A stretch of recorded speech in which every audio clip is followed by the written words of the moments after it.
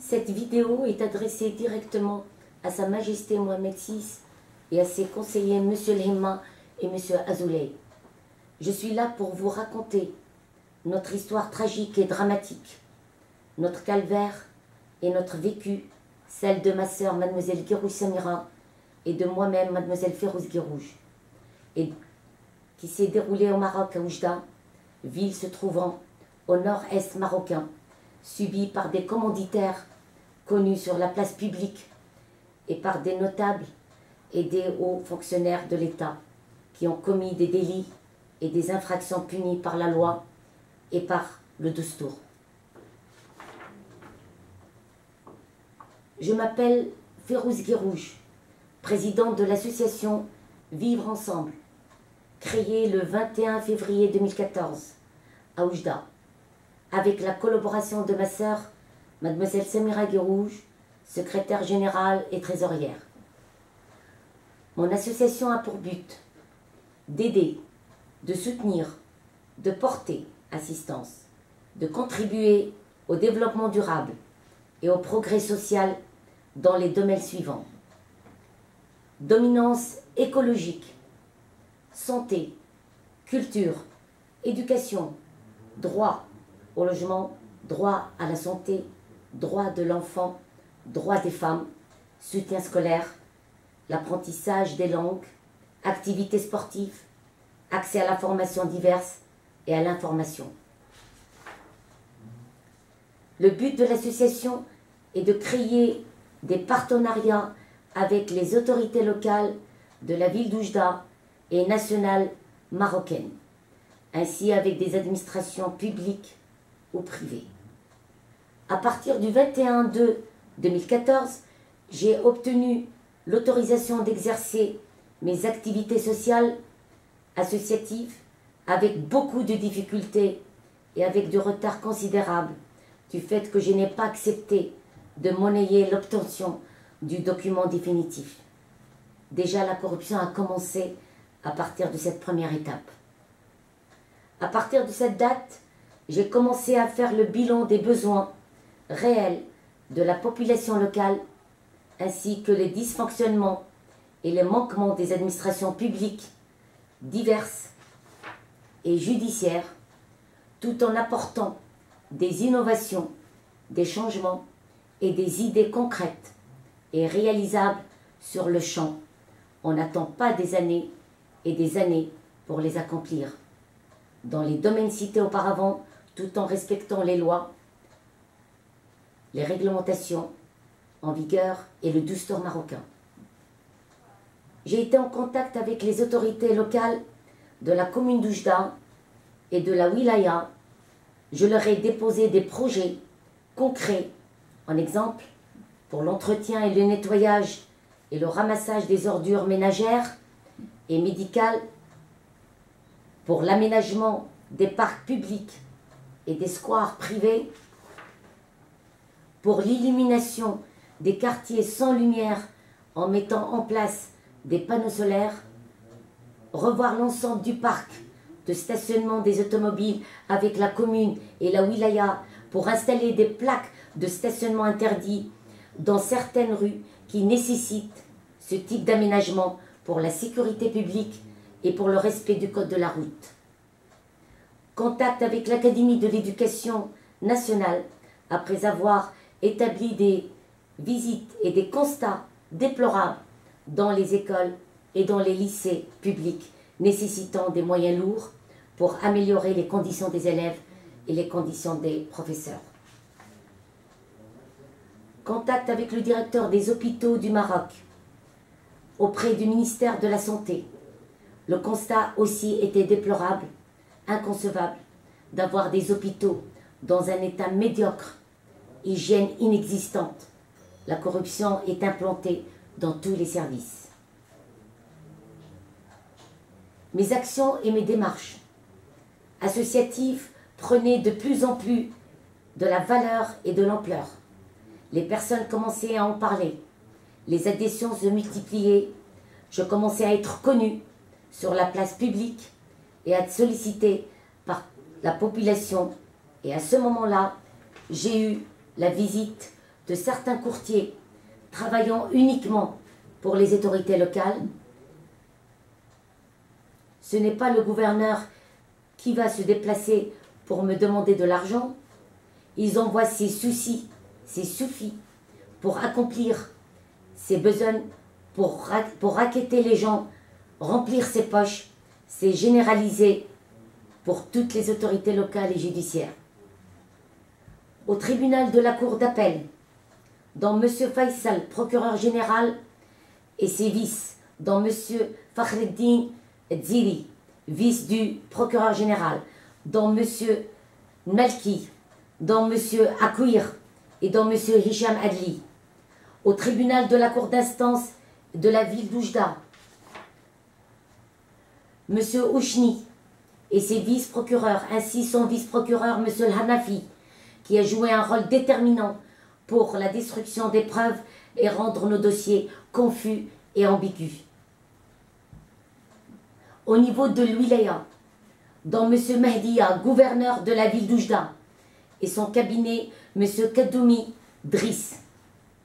Au niveau de la préfecture de police, M. Mahtat, préfet de police, et ses commissaires des arrondissements de police, 1er, 2e, 3e, 4e, 5e, 9e et 11e, ainsi des fonctionnaires administratifs et juridiques, comme le Bacha, le Chir, le Caïd du 1er arrondissement, et la liste est longue. Les courtiers me demandaient des versements d'argent pour avoir des privilèges et pour que les portes me soient ouvertes auprès de ces autorités locales et judiciaires et pour que mon association puisse s'installer sereinement. Exemple, pour être invité par le gouverneur et pour obtenir des autorisations, pour obtenir des rendez-vous, de l'entraide par divers services, ce sont des privilèges, ce n'est pas donné à tout le monde. Malgré que c'est la mission du gouverneur et son boulot de recevoir mon association et de la considérer, de l'aider, de ne pas la discriminer, comme il fait toujours depuis sa création. Le fait que mon association ne joue pas le jeu de la corruption, de la manipulation, de la tricherie et du trafic de tout genre, le fait que j'ai refusé le versement de l'argent à ces courtiers, le fait que mon association a détecté des lacunes, des fautes professionnelles, des infractions lourdes et conséquentes commises par les administrations publiques, exemple la conservation, l'urbanisme, la commune, la préfecture de police, la CITA, le Caïd, la Wilaya. Je peux vous donner des exemples concernant les plaques de stationnement interdit. Je peux vous donner des exemples concernant la création du syndic. À partir de ces faits et ces dysfonctionnements établis, prouvés et mis en évidence par mon association suite à des enquêtes et à des investigations poussées et précises, le mécontentement des autorités locales, administratives et judiciaires a commencé à se faire sentir et a pris de l'ampleur, et ceci s'est traduit par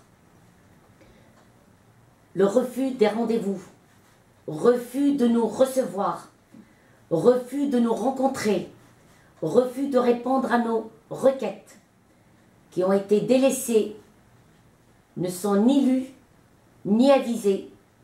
Nos interlocuteurs locaux et les autorités locales devenaient agressifs, méchants, non respectueux vis-à-vis de nous et de notre association. Nous avons été et nous restons discriminés jusqu'à aujourd'hui, inconsidérés. Notre association n'a pas de légitimité à leurs yeux, malgré que nous avons le statut légal reconnus par le Dostour et par la loi, moqueries, insultes, bousculades, violences, injures, agressions verbales et physiques de la part des autorités locales. Nous avons déposé plainte contre ces agissements commis par ces autorités locales et judiciaires. Toutes ces plaintes sont restées dans les tiroirs du procureur général et M. Faisal et de ses vices et du procureur du roi, M. Oshni et ses vices. Les autorités locales nous disaient pourquoi nous sommes venus au Maroc.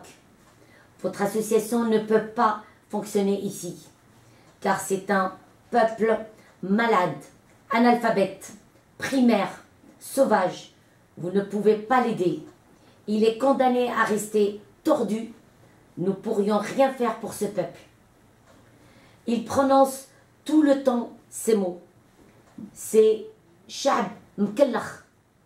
Vous êtes venus pour rien. Vous perdez votre temps, votre argent, votre énergie. Le Maroc restera comme ça. Nous sommes résolus à rester comme ça. La corruption est un phénomène culturel au Maroc. Il faut passer par le biais de la corruption pour que votre association existe, pour que vos projets existent. Nous avons constaté que la corruption occupe une place considérable dans la vie sociale au Maroc. Après ce constat, nous étions confrontés chaque jour, à chaque instant, pendant 2 ans, au même agissement et aux mêmes violences et aux mêmes agressions devant la préfecture de police, devant le corps judiciaire et devant les autorités locales, à des insultes, à des injures, à des violences verbales et physiques, à la vulgarité, au crachat, au lancement des pierres, à la discrimination. Ils nous traitaient de chrétiennes, de juifs et de sales juives. Nous avons subi 8 agressions consécutives au sein de la préfecture de police et au sein de la wilaya. Je ne vais pas rentrer dans les détails, mais je peux vous dire que les agressions qu'on a subies, c'était des agressions pour nous tuer. Ce n'est pas pour nous laisser en vie. Nous subissons chaque jour ces violences, ces agissements cruels, ces infractions délictueuses qui devaient être punies par la loi. Hélas, ce n'est pas le cas. Le local de notre association se trouve à 2 pas de la préfecture de police. Nous les appelons à chaque fois quand on se fait agresser ou insulter ou injurier pour qu'ils puissent nous protéger. Hélas, ils connaissaient mieux nos agresseurs, ils protégeaient mieux nos agresseurs que nous, et pourtant, c'est nous les victimes. Nous avons déposé plus que 130 plaintes auprès de la police et auprès des tribunaux et auprès de l'organisme des droits de l'homme, auprès des ministres du ministère de la Justice à Rabat, M. Rmid, auprès des 2 associations Mohamed VI et Mohamed et Hassan II, auprès du ministère des Marocains résidant à l'étranger, M. Anis Birou, auprès du ministère de l'Intérieur, M. Hassad et M. Dress. Concernant le volet du ministère de l'Intérieur, nous avons déposé un dossier complet auprès du ministère de l'Intérieur destiné à M. le ministre Hassad et à M. le ministre délégué, M. Dress, mentionnant des inégalités et des bavures commises par le préfet de police de la ville d'Oujda, par les commissaires des arrondissements de police de la ville d'Oujda, 1er arrondissement, 3e arrondissement, 9e arrondissement, 10e arrondissement et 11e arrondissement, par des officiers de police à Oujda et par le cabinet de gouverneur M. Mehdia, ainsi par ce dernier et par des fonctionnaires de la commune d'Oujda, le fait que notre association a déposé des plaintes contre M. Mehdia et contre des fonctionnaires du ministère de l'Intérieur à Oujda, M. Assad et M. Dress. Nous sommes devenus des personnes non grata. Nous ne sommes pas les bienvenus au ministère de l'Intérieur. Refus de nous recevoir, refus d'avoir des rendez-vous, refus que nos requêtes soient traitées, le blocus total. En plus, M. Assad et M. Dress nous ont fait savoir ouvertement, sans se le cacher, qu'il ne fallait pas toucher à la personne de M. Mehdia, gouverneur d'Oujda. C'est sacré, car ce sont les protecteurs de M. Mehdia. Concernant le volet ministère de la Justice, le volet procureur, nous avons remis tous les dossiers et les plaintes et les pièces au bureau d'ordre du ministère de la Justice et en particulier à M. Hanin, qui est l'adjoint du directeur des affaires criminelles et des grâces, la DACG. Ce dernier nous recevait pour en parler du volet judiciaire et des bavures commises par le procureur général, M. Faisal, et ses vices, par M. Fakhreddin Ziri, par M. Malki, par M. Akwir, par M. Hicham Adli et par le procureur du roi, M. Ouchni, et ses vices, particulièrement M. Al-Hanafi. Je vous donne un seul exemple qui montre comment la justice marocaine fonctionne auprès des gens honnêtes. D'après le procureur Faisal et le procureur Ouchni et ses vices, et d'après M. Al-Hanafi et M. Ziri Fakhreddin, que les injures, les insultes et les violences verbales et les vols de notre matériel associatif, comme nos caméras, comme nos plaques associatives, ne sont pas des délits ni des infractions condamnables par la loi. D'après eux, les caméras, je pourrais les changer et acheter d'autres. Les gens, monsieur Bliazid et monsieur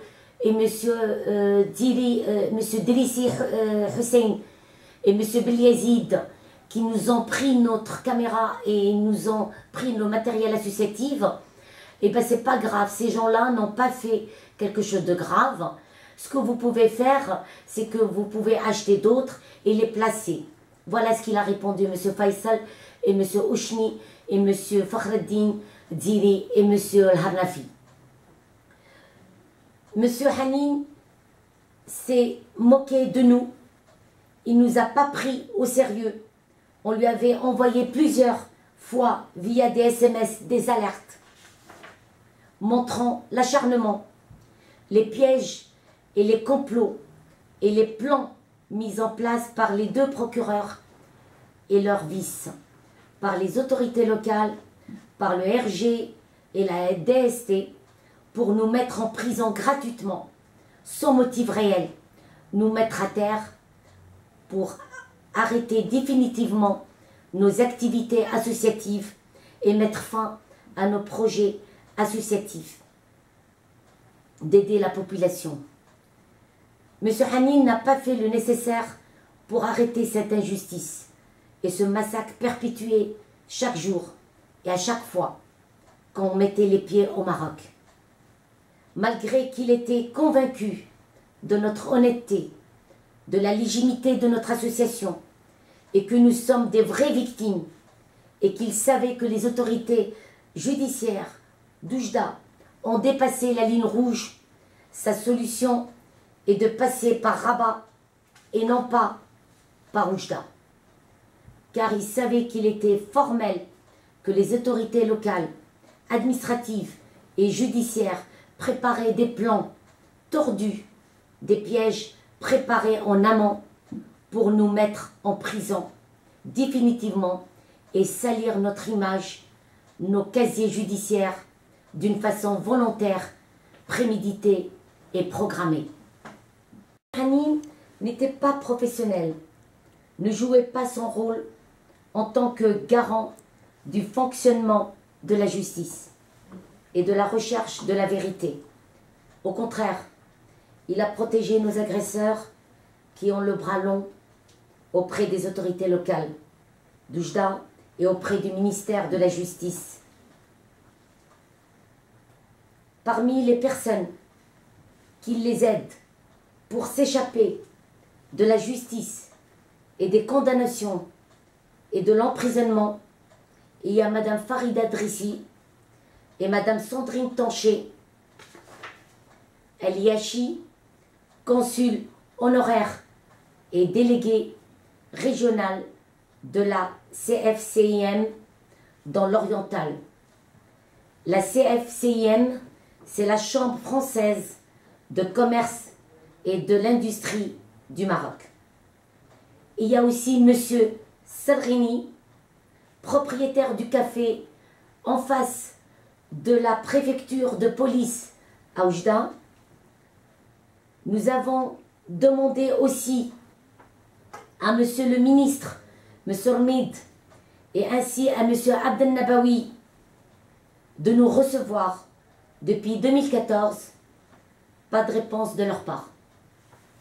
Comment peut-on concevoir que des hauts fonctionnaires du ministère de la Justice, que des procureurs à Oujda préparent des guet-apens pour nous piéger et que M. Hanin et son directeur Abdel Nabawi puissent rester statiques devant ce danger qui nous guette, nous les membres de l'association. Je vous signale que nous avons déposé des plaintes contre ces procureurs auprès de M. Hanin et son directeur, M. Abdel Nabawi, dont ils sont leurs responsables hiérarchiques, sont restés, hélas, dans leur tiroir. Aucune action ni inspection n'ont été diligentées et accomplies par ces responsables cités. M. Hanin et son directeur, M. Abdel Nabawi, savaient qu'il y a un conflit d'intérêts entre notre association et les autorités judiciaires et les procureurs cités en amont.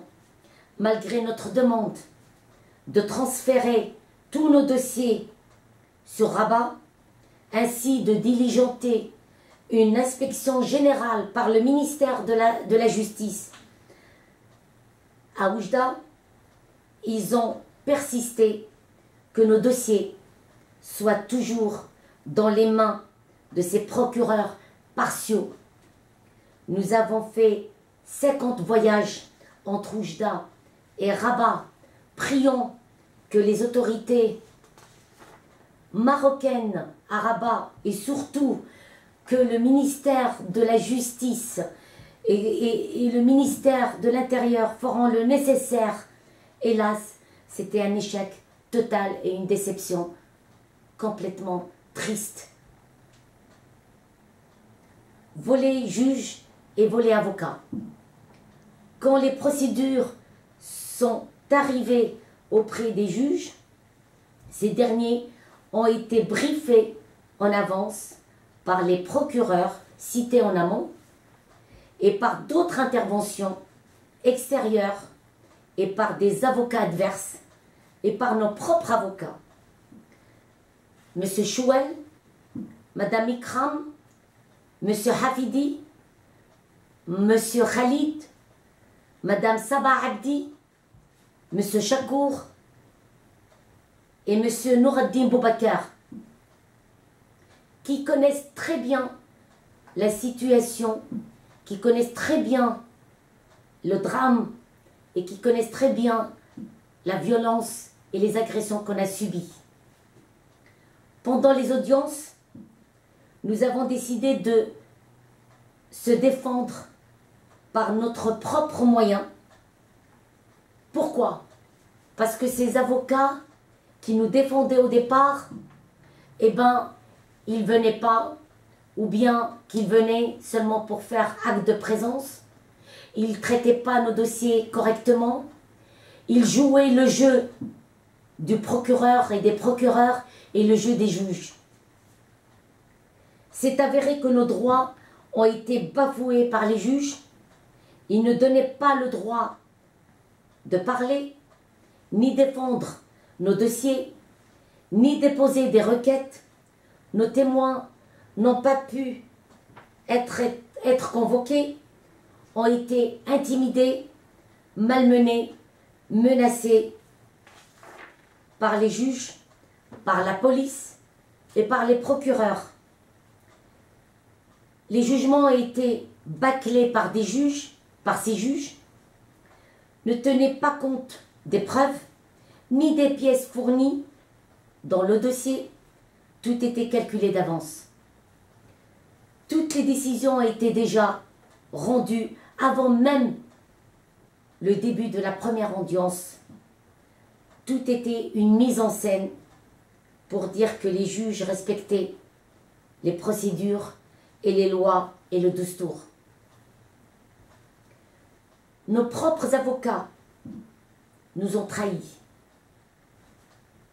Et ils ont trahi la déontologie et la défense de nos intérêts auprès des juges et auprès des procureurs. Tout simplement pour sauver d'autres dossiers à nos dépens. Ils nous ont dépouillés sans aucun résultat préalable et sans aucun résultat montrant la vérité. Nous avons même déposé des plaintes contre nos avocats auprès du bâtonnier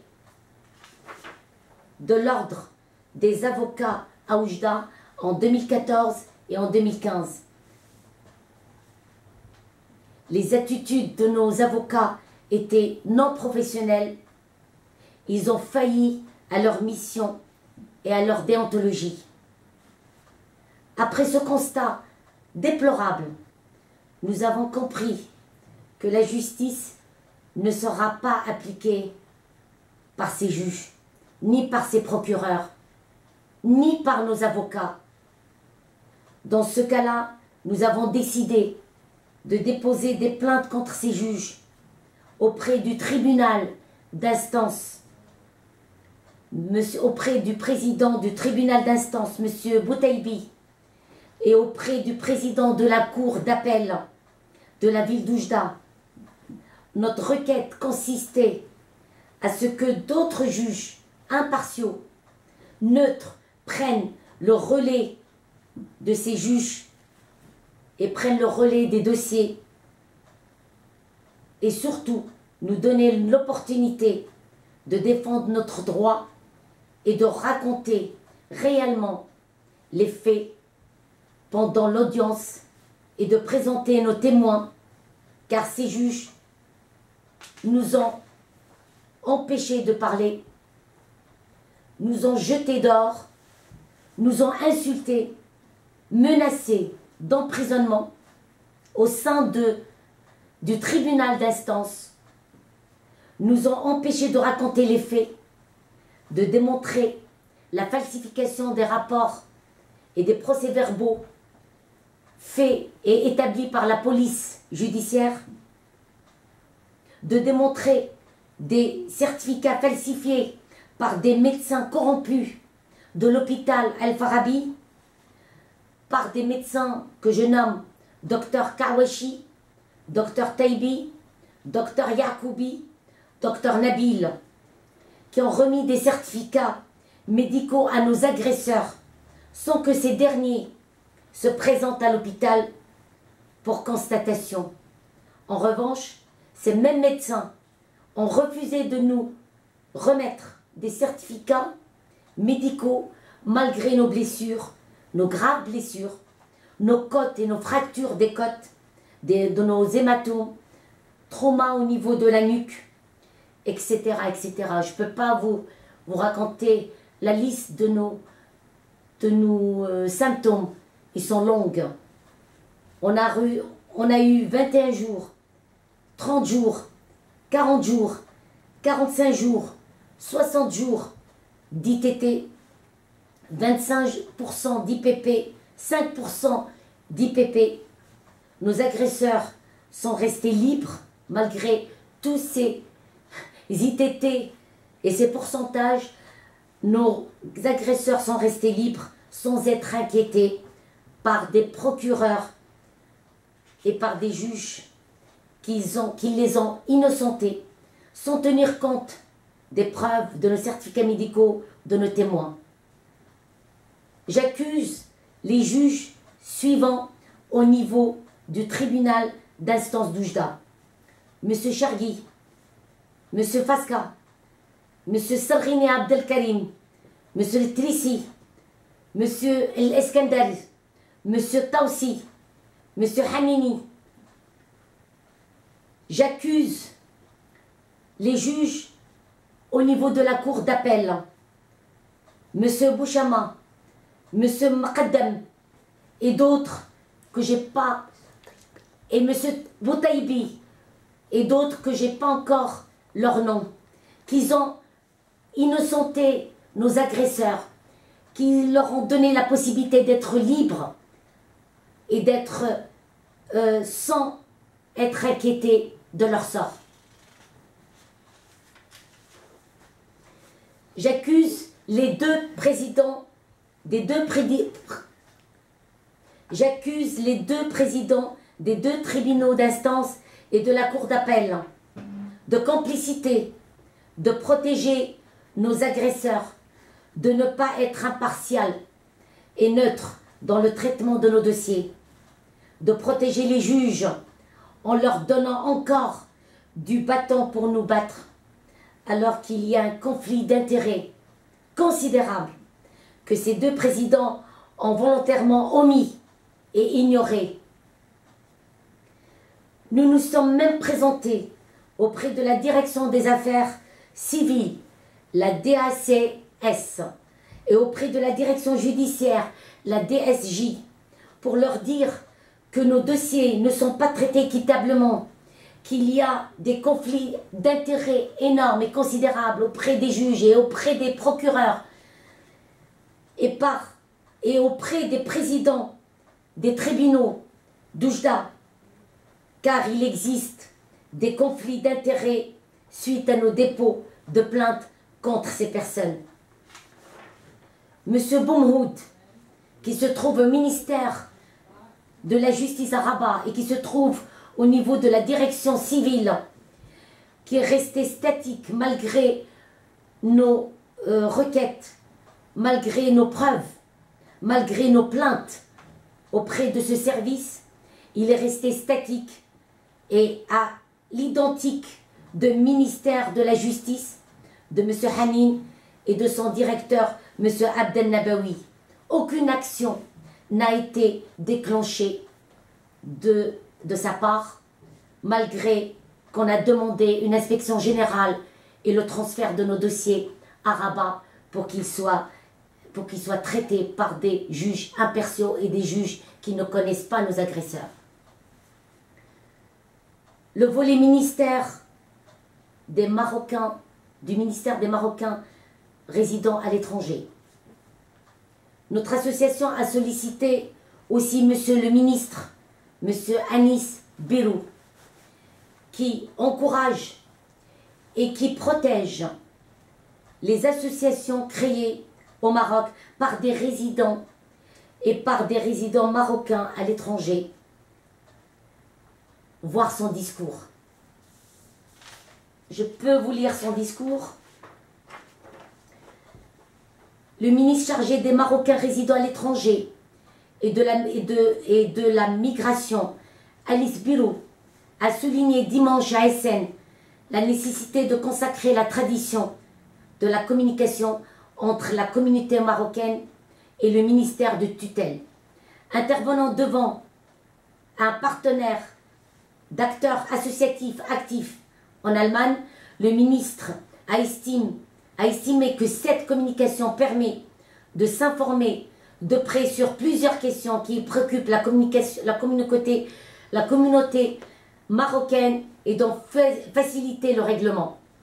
À cette occasion, M. Birou a réitéré l'intérêt particulier qu'accorde Sa Majesté le Roi Mohamed VI aux membres de la communauté, qui a fait montrer de son attachement et à sa marocanité et d'une grande contribution dans le développement et le rayonnement du royaume.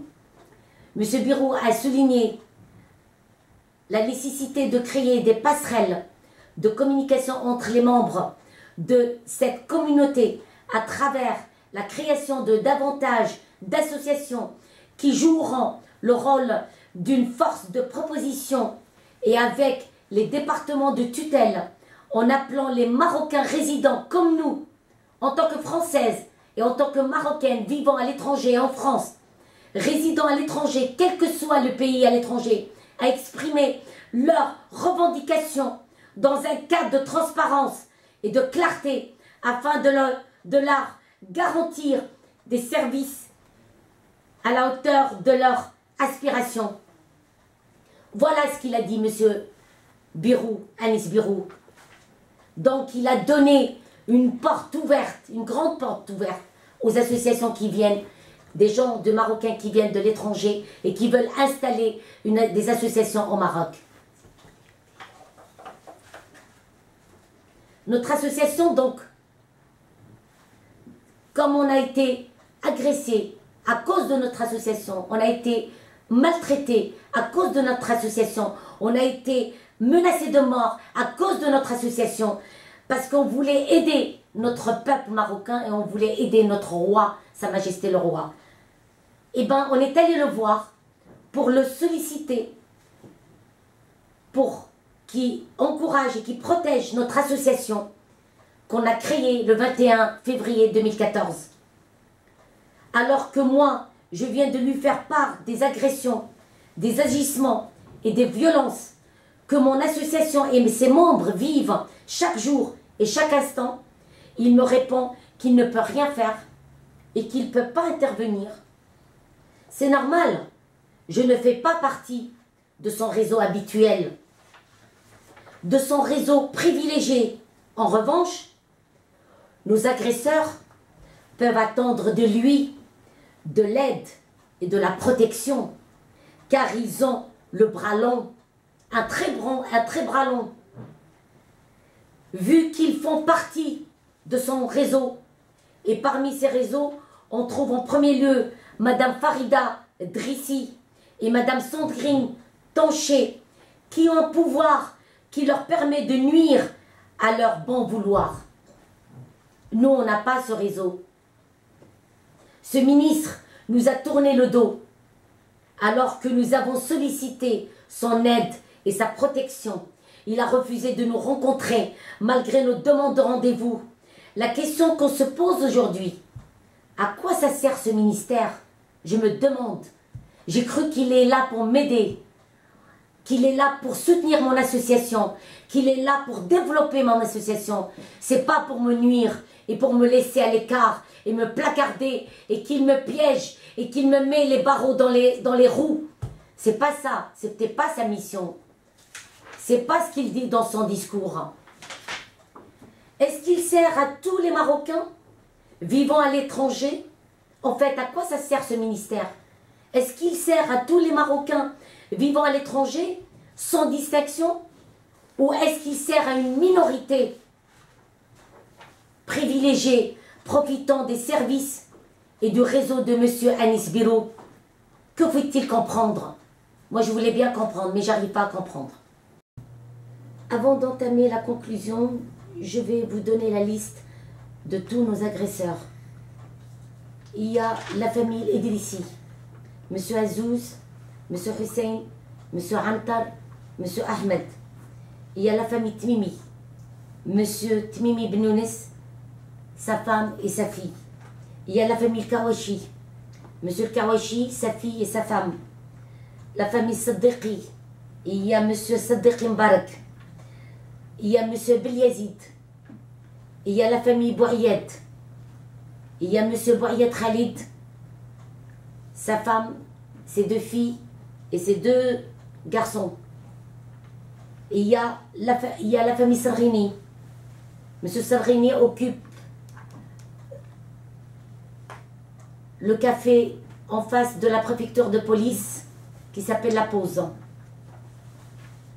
Nos agresseurs nous disaient, si vous persistez dans votre activité associative, nous donnons votre corps aux chiens. Un autre point que je voulais entamer, c'est un point très important concernant M. El Hanafi. M. El Hanafi, suite à un meeting avec des personnes et des vice-procureurs, il a décidé qu'il vaut mieux de s'occuper de notre association et de ses 2 membres avant que ces 2 membres s'occupent de lui. Voilà, c'était des menaces contre notre association et contre notre personne. Je vais conclure mon interview en disant aujourd'hui, notre association Vivre Ensemble s'adresse à vous, Sa Majesté le Roi, car vous êtes le roi des pauvres, le roi des démunis, le roi de la vérité, le roi de la démocratie, le roi de la justice, le roi de la transparence, le roi de l'éthique, le roi de la liberté et le roi de la liberté d'expression, de la sagesse, le développement du pays avec l'application des lois en vigueur, de la réglementation. Vous êtes le roi des droits de chacun, du respect des procédures. Vous êtes contre l'injustice, contre la discrimination, contre la corruption, contre les privilèges, contre les abus du pouvoir, les abus de l'autorité judiciaire et policière ou administrative. Dans tous vos discours, Sa Majesté, vous le dites, et on est fiers de vous, parce que vous êtes le roi de notre pays, et on vous adore. Je vous demande, Sa Majesté, le roi, de m'accorder un instant de votre temps pour pouvoir vous rendre compte, moi-même, du calvaire que mon association et ses membres ont duré sans relâche, chaque jour, chaque instant. Nous sommes menacés de mort. Nous sommes intimidés par les autorités locales, policières, judiciaires, par les procureurs de la ville d'Oujda, que j'estime que je peux leur donner le nom de voyous de l'État. Ces mêmes personnes, avec l'aide de mes voisins, ont saccagé ma voiture, mes caméras, mon local associatif, mes plaques associatives, mes serrures du local associatif, de la porte d'entrée principale, etc., etc. La liste est longue. Plusieurs sabotages ont été commis et accomplis sans que la police et la machine judiciaire fassent ce qu'il faut. Je m'adresse à vous, Sa Majesté le Roi, car vous êtes le dernier maillon qui pourrait sauver notre association, sauver notre vie et sauver notre dignité, notre image, car nous n'avons rien fait de mal pour mériter d'être frappés, d'être terrorisés, menacés dans mon pays d'origine. Si vous ne pouvez pas m'aider, alors ma sœur et moi, nous demandons notre déchéance de notre nationalité marocaine. Voilà, Sa Majesté. Cette vidéo s'est adressée directement à vous. J'espère que vous prenez note et que vous sachiez que c'est grave ce qui nous est arrivé. C'est inconcevable. Quand je racontais mon histoire en France, quand je racontais mon histoire aux États-Unis, quand je racontais mon histoire aux journalistes, aux diverses personnes, personne ne pouvait nous croire ce qui nous est arrivé, parce qu'ils trouvent que c'est impossible que cette histoire s'est déroulée au Maroc. Vous voulez que le Maroc soit libre, que le Maroc soit démocratique, que le Maroc soit généreux, que le Maroc soit juste avec les Marocains et avec les citoyens marocains, dans ce cas-là, il faut que vous sachiez, Sa Majesté, que ces gens, ces autorités locales qui détiennent le pouvoir, ils abusent de leur pouvoir. Il faut que vous sachiez qu'il faut éradiquer la corruption, il faut éradiquer les abus de pouvoir, il faut éradiquer cette machination et cette manipulation que le Maroc subisse et que le peuple marocain subisse chaque instant. Je suis venue pour aider le Maroc, aidez-moi et j'attends votre aide. Merci beaucoup et merci de m'avoir écouté et avoir écouté ma vidéo.